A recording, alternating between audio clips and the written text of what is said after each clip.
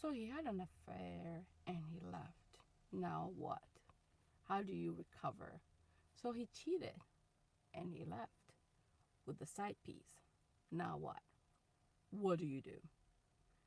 How do you get over it? How do you get over the heartbreak? Everybody's bandwidth and desire, motivation, and mental strength psychologically to move on from that can differ.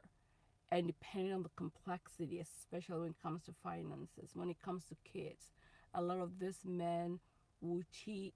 You'll have affairs behind you, and when you're trying to question them about it or hold them accountable for it or question them for anything, because most of the time we find ourselves doing all the hard labor, the mental labor, and all the heavy lifting with the children, and they're just supposed to work, come home, and look pretty, and with no repercussions, because sometimes the argument will be, oh, I make more than you, but I still have to go out and go work and work long days, my 9 to 5 or whatever, and come home and still have to work in the home, getting the kids ready for bed, brushing their teeth, getting their pajamas, getting them dinner, taking them after school activities, doctor's appointment, school conferences, all the things, including taking care of my own self. What time do I have?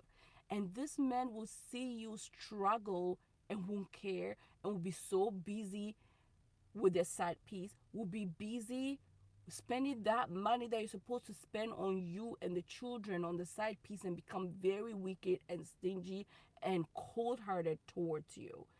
And now maybe you're trying to hold them accountable, you're trying to get therapy, counseling, trying to get people to help you guys so you can see if you can salvage the relationship. They don't want to hear it because they're out there running the streets because they found somebody else who would not hold them accountable. Because what they don't realize is the side piece will not hold them accountable because they're just there to have fun if they're traveling or if they're in a hotel or whatever. But once that side piece becomes the main person and main wife, want nothing to do with them because they're traveling self, they don't want to be loyal or be committed and don't want to be anything when it comes to raising kids or doing family. They will leave you to be with her, and a lot of times they will leave your children. They will abandon you and abandon your children. They become very inconsistent as a way to silence you, to punish you. It's like, hey, you're trying to talk to me. Okay, you're gonna feel the pain of me leaving.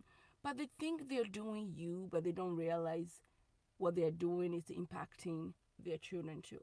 But when you're centering yourself as a woman, finding your happiness, going to therapy, healing, all these things possible because your children are watching you. And when you are centered and when you are happy, you're taking care of yourself, your skin, your mental health, your physical health, you're doing all the stuff, you're looking good, you're looking in fight or flight mode, irritable anger, like you're not, you're just like cannot be bothered. You're in your bad it mode and you're just thriving. Oh, they can't stand that, okay? But you gotta do that. You gotta be in that space where you're not chasing them. Go no contact, detach emotionally. Only necessary. When it's necessary, do you contact them by email or text. Don't be calling him, checking on him on social media. But what is he up to? Da, da, da. Don't even bother. Like, be so unbothered. Be in your feminine, but it comes with you deciding to cultivate that. I mean, I'm here just to say if it's possible for me, like looking at myself 3 years ago when I went through the divorce, I was like, I was putting that man on such pedestal.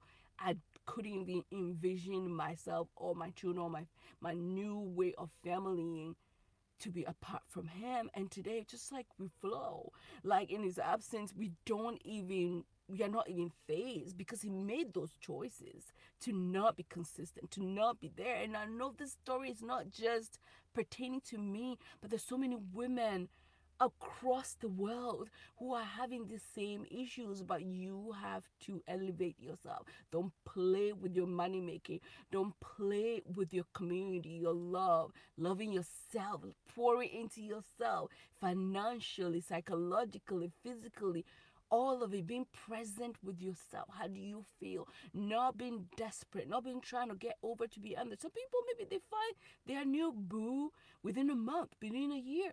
But there are some times where it might take a while. But while you're taking that while to find that right person for you, who aligns with you and your preferences, they have the same mentality as you. They love to travel, they love mental health, they love to hike, all the stuff that you love, at least majority of them align with that person. Then you have to pour into yourself what you're looking from in that man that you're looking in the future. Then when you have that, you're going to attract that man to you. It's energy. Energy attracts energy. Okay, so I'm here to encourage you. If you're going through a separation, a divorce, it might look like, oh my God, is it gonna get easier? It does get easy. You're gonna get clunky. Some people around you might not even like the kind of woman you're becoming, the boundaries you're setting, how you're loving yourself, how you're living, how you're changing.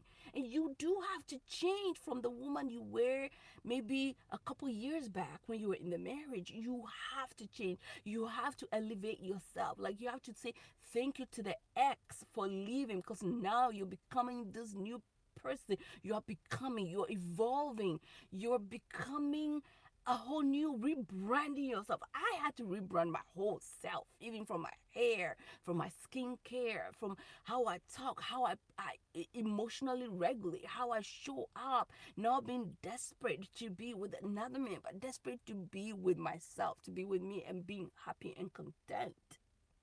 It's not perfect all the time. There's some really shit days. There are days where, oh, the grief comes on and I experience sadness or anger, irritability. But nowadays, it's not as intense. The intensity lessen. Just like if you lose somebody, they've gone to be with the Lord, over time you still grieve, you still think about the person. There's certain things that remind you, heck, my kids have parts of them that look like him. So there are times where they're behaving a certain way, or they're looking a certain way, smiling a certain way, standing a certain way, acting, saying some stuff, or the kids bring him up. It's like, hey, we celebrate that. We find ways to, hey, acknowledge that's your dad, blah, blah, blah. But we're not going to hone in on, he's gone, so da da da. Okay. We live a whole new life. We cultivate a new ways of pivoting, adjusting, and who knows, drawing positivity to our lives, to my life. And it's all good. Okay. Bye.